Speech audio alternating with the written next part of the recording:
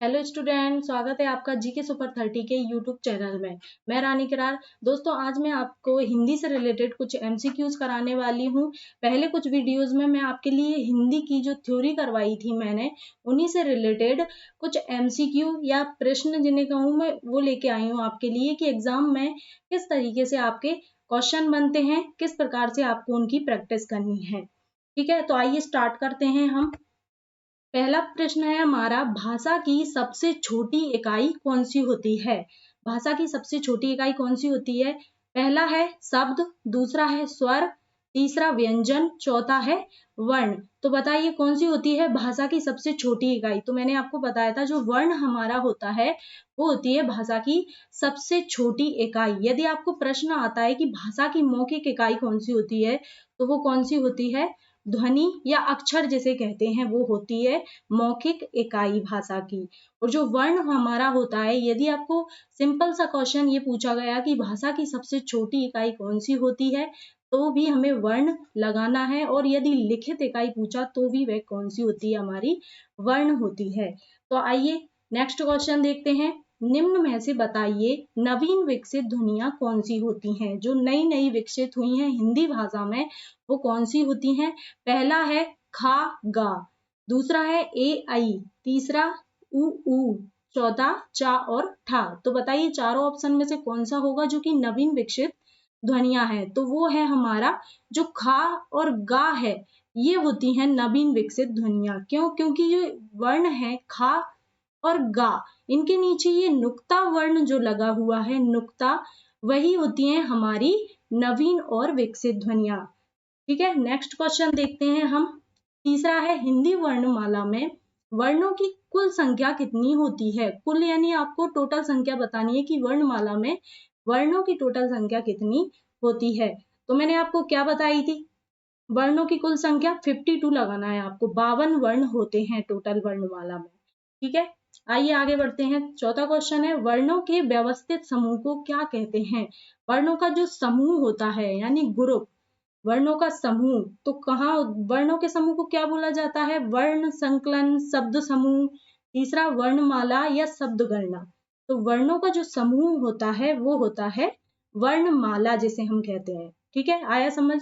अगला क्वेश्चन है पांचवा, निम्न में से कौन सा शब्द द्वित्व व्यंजन है? द्वित्व व्यंजन के बारे में मैंने आपको पिछली वीडियो में समझाया था कि इस तरीके से क्वेश्चन बनते हैं। द्वित्व व्यंजन कौन से होते हैं? पहला है उत्सव, दूसरा है हैदराबाद, तीसरा है दिल्ली और चौथा है अतः। तो चारों शब्दों में से कौन सा शब्द द्वित्व व्यंजन है हमारा? जो दिल्ली शब्द है, दिल्ली, ये द्वित्व व्यंजन शब्द है। क्यों है? क्योंकि इसमें डबल जो व्यंजन है वो द्वित्व व्यंजन कहलाते हैं। यानी जो ला होता है हमारा, आधा हलंत प्लस पूरा वर्ण एक साथ आता है, यानी दो व्यंजन एक साथ आते हैं, उनका मेल क्या होता है? द्वित्व व्यंजन शब्द होता है। आया समझ में? अगला क्वेश्चन देखते हैं हम। भाषा की मौखिक इकाई कौन सी होती है? अब आपसे मौखिक इकाई पूछा है। आपसे यदि क्वेश्चन पूछा जाए कि भाषा की इकाई कौन सी होती है, सबसे छोटी इकाई, तो मैंने आपको वर्ण बताया था। लेकिन भाषा की मौखिक इकाई यहाँ पर पूछा गया है, यानी जिसका प्रयोग हम बोलने में करते हैं, उच्चारण में, वो क्या होती है? हमारी अक्षर होती है। अक्षर, यहाँ ध्वनि जैसे कहें, तो यहाँ पे ऑप्शन में अक्षर आया है, तो कौन सी है भाषा की मौखिक इकाई? अक्षर।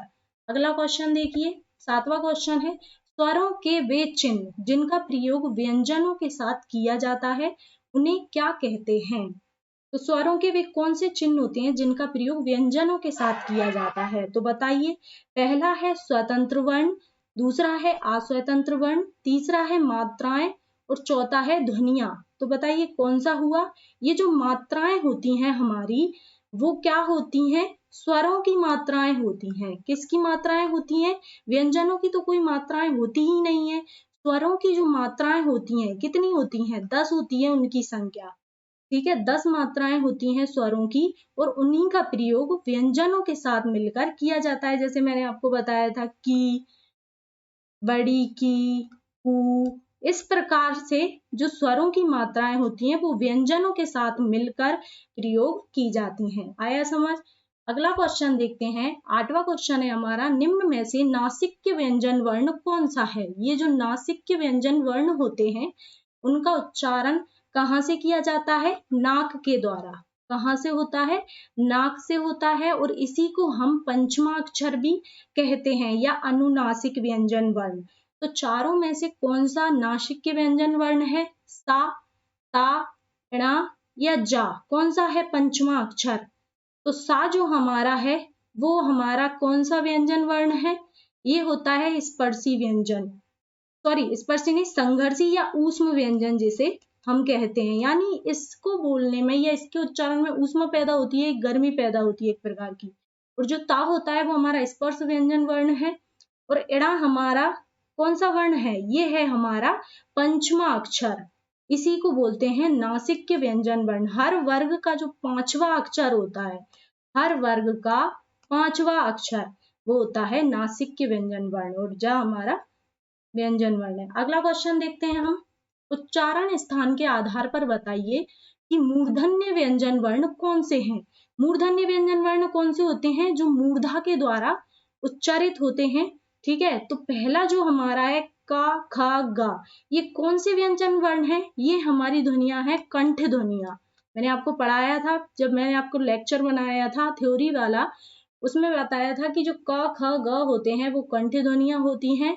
दूसरा है ट, ठ, ड, ये कौन सी ध्वनियां हैं, मूर्धन्य ध्वनियां। कौन सी ध्वनियां, मूर्धन्य ध्वनियां होती हैं। यानी जो हमारी जिह्वा होती है, इनके उच्चारण के समय हमारी जिह्वा ऊपर की ओर यानी मूर्धा पे टच करती है, तो वो ध्वनियां कौन सी होती है, हमारी मूर्धन्य व्यंजन ध्वनियां होती हैं, वही होती हैं टा, ठ, डा। ये जो चा, छा, जा ध्वनियां है वो कौन सी हैं, तालव्य हैं, पा, फ, व ओष्ठ से उच्चारित होते हैं। तो हमारा राइट आंसर है टा, ठ, डा, ये वाला। ठीक है, अगला क्वेश्चन देखते हैं हम, हिंदी वर्णमाला में स्वरों की संख्या कितनी होती है। हिंदी वर्णमाला में स्वरों की कुल संख्या कितनी होती है। वर्णमाला में स्वरों की संख्या यदि पूछा जाता है तो 11 होती है। मैंने बताया था यदि कुल शब्द आ जाता है, कुल शब्द आएगा तो आपको संख्या कितनी लगानी है, 13 लगानी है। लेकिन यहाँ पे कुल शब्द पूछा ही नहीं गया, यहाँ पे पूछा है हिंदी वर्णमाला में स्वरों की संख्या कितनी होती है, तो आपको 11 लगाना है। ठीक है, और जो 10 हमारी होती है, 10 उच्चारण के आधार पर होती है, उच्चारण के आधार पर हम 10 लगाते हैं। और यदि कुल पूछा जाए 13 लगाएंगे स्वरों की संख्या, और सिंपल पूछा गया हिंदी वर्णमाला में स्वरों की संख्या कितनी होती है तो 11 लगाते हैं। आया समझ। अगला क्वेश्चन देखते हैं हम, अघोष वर्ण कौन सा है। अघोष वर्ण के बारे में मैंने आपको बताया था कि जो वर्ग होते हैं हमारे व्यंजनों के अंदर, जो 5 वर्ग होते हैं, कौन कौन से, का वर्ग, चा वर्ग, टा वर्ग, ता वर्ग और पा वर्ग, ये 5 वर्ग होते हैं। यानी इनके अंतर्गत जितने भी 5 अक्षर आते हैं, का, ख, ग, घ, ण, 5 अक्षर जो आते हैं, यानी ये 5 वर्ग होते हैं। तो अघोष वर्ण कौन सा होता है इनके अंतर्गत, अघोष वर्ण कौन सा होता है, हर वर्ग का पहला दूसरा जो वर्ण होता है वो होता है अघोष वर्ण। तो इन चारों ऑप्शनों में से आपको बताना है कि अघोष वर्ण कौन सा है।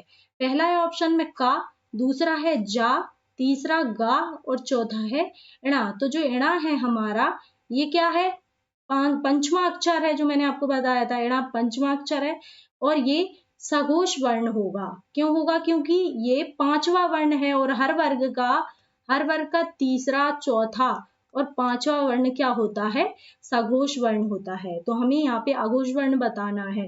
तो जो का है हमारा, यानी ये प्रथम वर्ण है, पहले ही समझ में आ गया, हर वर्ग का पहला और जो दूसरा वर्ण होता है वो अघोष होता है। तो यहाँ पर का राइट आंसर है। ठीक है, आया आपको समझ। अगला है, हिंदी वर्णमाला में अयोगवा वर्ण कौन से होते हैं। अयोगवा वर्ण बताना है आपको कौन से होते हैं। पहला है अंग, आहा, दूसरा है डा, ढा, तीसरा ड़ा, ड़हा, चौथा का और शा। तो कौन से वर्ण हैं जो अयोगवा होते हैं, जिन्हें ना स्वर में शामिल किया जाता और ना ही व्यंजनों की श्रेणी में शामिल किया जाता। तो वो होते हैं हमारे अंग और आहा। 2 होती है इनकी संख्या, यदि आपसे पूछा जाए अयोगवा की संख्या कितनी होती है तो 2 होती है। ठीक है, अगला क्वेश्चन है हमारा, निम्न में से अल्प प्राण कौन से हैं। इन 4 ऑप्शन दिए हैं, अल्प प्राण कौन से हैं? था, धा, दूसरा है चा, जा, तीसरा है ए, आई और चौथा है फा और भा। तो अल्प प्राण कौन से होते हैं? मैंने आपको पढ़ाया था, हर वर्ग का पहला, तीसरा और पांचवा वर्ण जो होता है वो क्या होता है? अल्प प्राण होता है। और जो बचे हुए दूसरा और चौथा होता है वो महाप्राण होता है हर वर्ग का।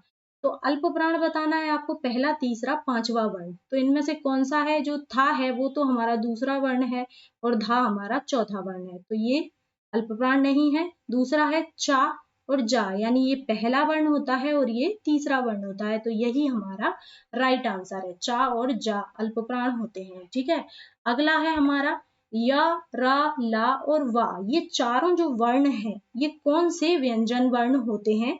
इन्हें किस नाम से जाना जाता है? तो बताइए।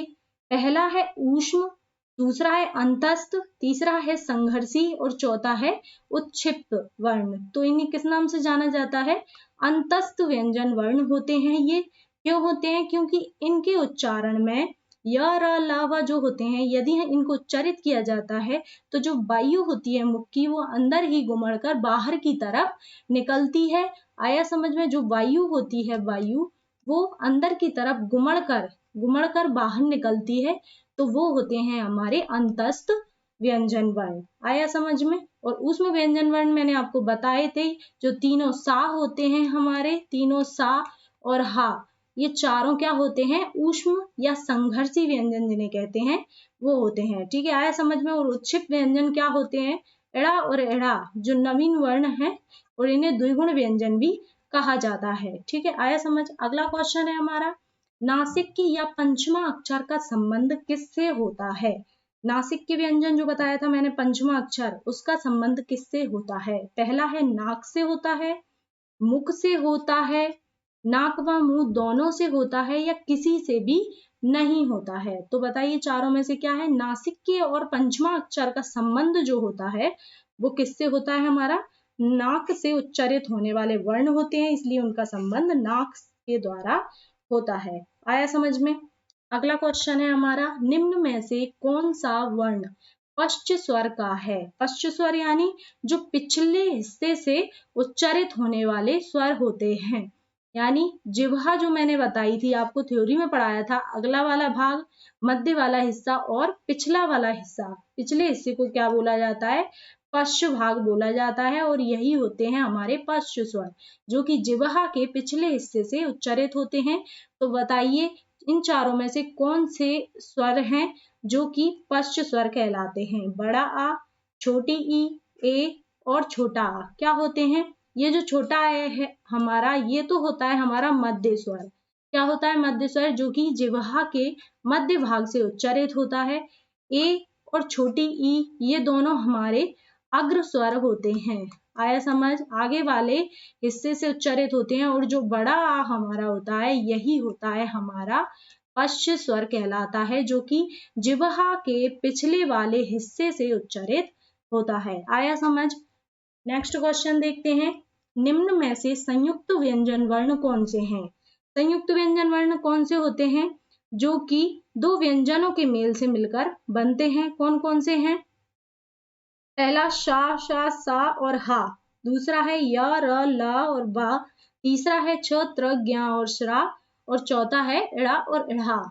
तो कौन सा होता है? तीसरा वाला आंसर सही है। छ, त्र, ज्ञा और श्रा हमारे क्या होते हैं? संयुक्त व्यंजन वर्ण होते हैं, क्योंकि जो छा होता है हमारा वो किसके मेल से बनता है? का प्लस सा, यानी दो व्यंजनों के मेल से, या कह सकें कि दो असमान व्यंजनों के मेल से बनता है। दोनों देखिए समान नहीं है, दोनों अलग अलग व्यंजन वर्ण हैं, इनके मेल से क्या बनता है? छा। उसी प्रकार जो त्रा होता है हमारा वो किसके मेल से बनता है? ता प्लस रा के मेल से बनता है। जो ज्ञा है हमारा वो किसके मेल से बनता है? ज्ञा जा प्लस या से मिलकर बनता है हमारा ज्ञा। और जो श्रा होता है, श्रा किसके मेल से बनता है? सा प्लस रा के मेल से बनता है। आया समझ? तो ये हमारे संयुक्त व्यंजन वर्ण होते हैं, और इनकी संख्या होती है 4। कितनी होती है? 4। ठीक है, अगला क्वेश्चन है हमारा, निम्न में से कौन सा स्वर नहीं है?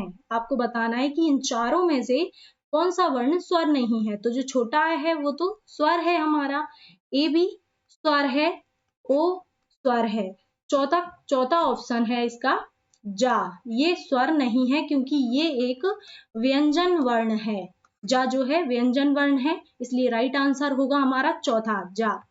अगला क्वेश्चन है हमारा, घोषत्व के आधार पर बताइए कि व्यंजनों को कितने भागों में बांटा गया है। मैंने आपको पढ़ाया था कि घोषत्व के आधार पर व्यंजनों को कितने भागों में बांटा गया है, यानी उनके कितने प्रकार हैं घोषत्व के आधार पर। तो बताइए, पहला है, तीसरा, फिर है दूसरा, चौथा या पांचवा। तो आंसर है आपका दूसरा। राइट आंसर क्या होगा? दूसरा, यानी घोषत्व के आधार पर व्यंजनों के कितने भाग होते हैं? दो भाग होते हैं।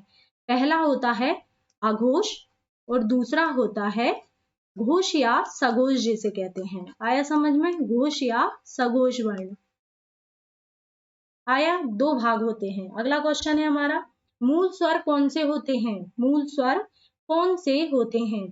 बड़ा आ, बड़ी ई, बड़ा ऊ, क्या ये होते हैं मूल स्वर? दूसरा ऑप्शन है ए ऐ ओ औ। तीसरा है छोटा आ, छोटी ई, छोटा ऊ और ऋषि। और चौथा है इनमें से कोई नहीं। तो बताइए कौन से स्वर होते हैं जो मूल स्वर कहलाते हैं? तो जो छोटा आ, छोटी ई, छोटा ऊ और ऋषि, ये जो चारों हैं, इनकी संख्या 4 होती है मूल स्वरों की। और ये मूल स्वर क्यों कहलाते हैं? क्योंकि ये स्वतंत्र प्रकृति के होते हैं, ये किसी भी वर्ण अन्य वर्ण से मिलकर नहीं बने होते हैं। और ना ही इन चारों वर्णों के क्या किए जा सकते, इन चारों वर्णों को तोड़ा नहीं जा सकता, इनके टुकड़े नहीं किए जा सकते, इसलिए इन्हें मूल स्वर कहा जाता है। कभी क्वेश्चन इस प्रकार आ जाए कि निम्न में से मूल स्वर कौन सा है, और आपको छोटा, छोटी, छोटा ऊ या ऋषि में से कोई एक वर्ण दे दिया 4 ऑप्शन में, तो आपको इन चारों में से भी किसी एक को टिक कर देना है, क्योंकि यही होते हैं हमारे मूल स्वर। अगला क्वेश्चन है हमारा, व्यंजनों की संख्या कितनी होती है?